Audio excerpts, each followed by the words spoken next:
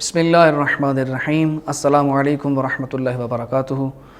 مومنین کرام، آج جو پیغام آپ کے سامنے بیان کرنا ہے وہ بہت ہی ضروری اور بہت ہی اہم ہے، کیونکہ کوئی مسلمان، کوئی مومن ایسا نہیں کہ جو نماز تو پڑھتا ہو لیکن اللہ کی رضا کے لیے نہ پڑھتا ہو، وہ قربتاً الی اللہ کی نیت سے نہ پڑھتا ہو۔ وہ جب بھی نماز پڑھتا ہے تو اس کی نیت میں یہ لفظ ضرور موجود ہوتے ہیں، قربتاً الی اللہ۔ ہمارے عام معاشرے کے اندر ہر شخص کو دیکھیں، جب نماز کا آغاز کرے گا تو کہے گا کہ میں اتنی رکعت پڑھ رہا ہوں قربتاً الی اللہ۔ اور یہاں پر علماء کرام نے واضح کیا ہے کہ اس قربت سے مراد قربت جسمانی نہیں بلکہ قربت روحانی مراد ہے، اور خداوند متعال کی رضا مراد ہے۔ یعنی کہ وہ کہنا چاہتا ہے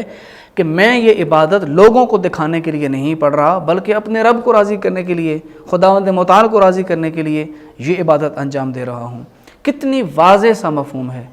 کہ تقرب روحانی حاصل کرنے کے لیے ہم یہ نماز ادا کر رہے ہوتے ہیں۔ یہاں جسم و جسمانیت کا، اس کی دوری اور نزدیکی کا تصور نہیں، لیکن یہ گمراہ شخص سید باقر نثار زیدی کہ جو خود تو دنیا سے جا چکا ہے، مر چکا ہے، لیکن ابھی اس کا بیٹا اور اس کے جو خاندان والے ہیں وہ ان کتابوں کو ابھی بھی فروخت کر رہے ہیں۔ بہت کوشش کی گئی ان کتابوں کو روکنے کی، کچھ بک سٹال تھے ان کو سمجھایا گیا، الحمدللہ انہوں نے یہ کتابیں بیچنا چھوڑ دی ہیں۔ اس کتاب کے اندر دیکھیں، جو ابھی چیز آپ کے سامنے بیان کرنا چاہتا ہوں، کشف المودت کتاب ہے اور پیج 31 اور 32۔ اب اس بندے نے جو تصویر کھینچی ہے قربتاً الی اللہ کی، اس پہ ذرا غور کیجئے گا۔ کہتا ہے کہ ہم لوگوں کے لیے ایک نرالی مشکل آڑے آتی ہے،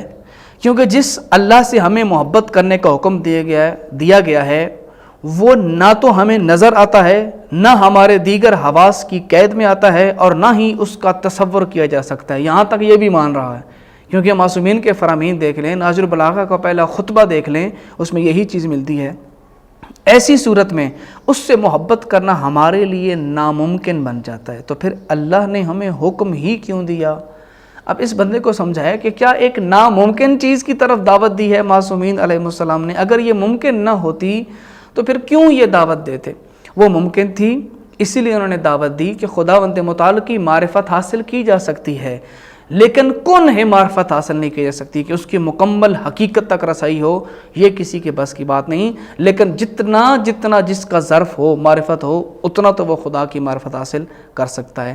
یہ اس نے مقدمہ بیان کیا، کیونکہ آپ کو پتہ ہے کہ یہ خود اس گفتگو کو کہاں لے کے جا رہا ہے، کیونکہ اس کا مقصود اصلی وہی ہے، لوگوں کو محبت علی کا نام لے کے گمراہ کرنا۔ اسی صفحے کے آخر میں کہتا ہے کہ اے میرے بندو، یعنی کہ یہ خداوند متعال کی طرف سے اس مجبوری کا حل پیش کیا گیا ہے۔ ہماری اسی مجبوری کے پیش نظر اللہ نے اپنے نفس کو اور پیکر بشری میں زمین پر بھیجا، یعنی کہ اللہ نے اپنے نفس کو پیکر بشری یعنی کہ خود کو انسانی لباس دے کے دنیا میں بھیجا، اور فرما دیا کہ اے میرے بندو، اگر تم صورت سے محبت کرتے ہو تو دیکھو یہ میرا چہرہ ہے، اگر تم آواز سے محبت کرتے ہو تو دیکھو یہ ہے میری زبان، اگر تم مجھ سے باتیں کرنا چاہتے ہو تو دیکھو یہ ہے میرا کان، یعنی کہ عین اللہ اذن اللہ، یہ اس طرف اشارہ کر رہا ہے، اور اگر تم میری قربت چاہتے ہو تو سمجھ لو کہ یہ ہے میرا پہلو۔ اب ہمارے لیے ہر چیز آسان ہو گئی، اطاعت بھی، عبادت بھی اور محبت بھی۔ اب علی کا تصور کرو اور نماز پڑھو۔ یعنی کہ یہ شخص کہنا چاہتا ہے کہ جب ہم نماز پڑھتے ہیں تو اس وقت اللہ کا تصور تو نہیں کر سکتے، تو آپ اس وقت نماز پڑھتے ہوئے حضرت علی علیہ السلام کا تصور کریں۔ آپ خود اندازہ لگائیں، معصومین علیہ السلام کے فرامین میں کہیں بھی یہ چیز ہمیں ملتی ہے کہ اس قسم کے عقائد کی طرف معصومین نے دعوت دی ہو؟ ہرگز نہیں۔ یہ اس کے اپنے تخیلات ہیں کہ جو اس نے گڑھ کے تشیع کی طرف منسوب کر دیے ہیں، اور یہ چیز یہاں تک پہنچی کہ اب علی کا تصور کرو اور نماز پڑھو۔ اس کتاب کے اندر اس نے یہاں تک بیان کیا۔ اب اس کی دوسری کتاب کشف المعارف، اس کے اندر بھی اس نے یہی چیز بیان کی ہے۔ اس میں کشف المعارف کے اندر 150 پیج 150 نمبر صفحے کے اوپر لکھتا ہے کہ ہماری تمام عبادات کی نیت قربتاً الی اللہ ہوتی ہے، اور اس دعا سے ثابت ہوتا ہے کہ تقرب خدا صرف علی کے ذریعے حاصل ہو سکتا ہے، کیونکہ ذکر اللہ وہی ذات اقدس ہے، یعنی کہ ذکر اللہ ہے۔ لہٰذا اگر کوئی صرف زبانی کلامی قربتاً الی اللہ کہتا ہے تو اس کی بات الگ ہے، لیکن اگر کوئی واقعی خلوص سے دل سے تقرب خدا چاہتا ہے تو اسے ایسا کہتے وقت ذہن میں علی علیہ السلام کا تصور رکھنا ضروری ہے، کیونکہ اگر بغیر علی علیہ السلام کے تصور کے قربتاً الی اللہ کہا تو خدا جانے کس کی قربت مل جائے۔ خدا کے بندو، یہ ہوتا ہے محبت کے نام پہ گمراہ کر رہا ہوں۔ نام مولا علی علیہ السلام کا لے رہا ہے اور پیغام وہ دے رہا ہے کہ جس سے خود مولا علی علیہ السلام بیزار ہیں اور اس سے نفرت کرتے ہیں۔ میں اس سے پوچھتا ہوں کہ جب علی مولا خود نماز پڑھتے تھے تو وہ کس کا تصور کرتے تھے؟ ہر انسان بندہ سوچے، پیغمبر اکرم نماز پڑھتے تھے، ائمہ نماز پڑھتے تھے، تو اس قسم کے فاسد نظریات کی بنیاد جن چیزوں پہ رکھی گئی ہے ان کے نتائج یہی نکلتے ہیں، جو اپنی منمانی اور اپنے قیاسات، اس نے 8-10 کتابیں لکھی ہیں صرف اس بات کو ثابت کرنے کے لیے کہ اجتہاد بھی حرام ہے، تقلید بھی حرام ہے اور قیاس اور یہ ساری چیزیں بھی باطل ہیں، لیکن اس کی اپنی کتابوں میں یہ ساری چیزیں ملیں گی، قیاس بھی ملے گا، ہر قسم کے باطل استحسانات بھی ملیں گے اور بہت کچھ آپ کو چیزیں ملیں گی کہ جن کا قرآن اور اہل بیت سے تعلق نہیں ہے۔ ہاں، ایک چیز آپ کو ضرور ملے گی، ہر صفحے پہ ولایت علی بھی ملے گی، محبت علی بھی ملے گی، اور کیونکہ اس کو پتہ ہے یہ قوم ایسی ہے، یہ علی علیہ السلام کے چاہنے والے ایسے ہیں کہ ان کو صرف اور صرف راستے سے ہٹایا جا سکتا ہے تو انہی چیزوں کا چہرہ دکھا کر کہ جن کو یہ مقدس سمجھتے ہیں۔ ہم جن کو مقدس سمجھتے ہیں، تصویر اسی تقدس عقیدے کی رکھی جاتی ہے، لیکن اس کے بیک پر جو چیز آپ کو دی جا رہی ہوتی ہے وہ حقیقت نہیں ہوتی۔ اس لیے آج کے زمانے میں یہ جاننا ضروری ہے کہ جو شخص آپ کو عقیدہ بتا رہا ہے آیا وہ قرآن اور اہل بیت کے فرامین کے مطابق ہے تو قبول کریں، اگر نہیں ہے تو ببانگ دہل کہہ دیں کہ یہ نظریہ شیعہ کا نظریہ نہیں ہو سکتا۔ اور اسی کتاب کے ہم آخری حصے میں جاتے ہیں، 194 پیج کے اوپر نتیجہ نکالا ہے، یہ جو فاسد سوچ لے کے چلا تھا،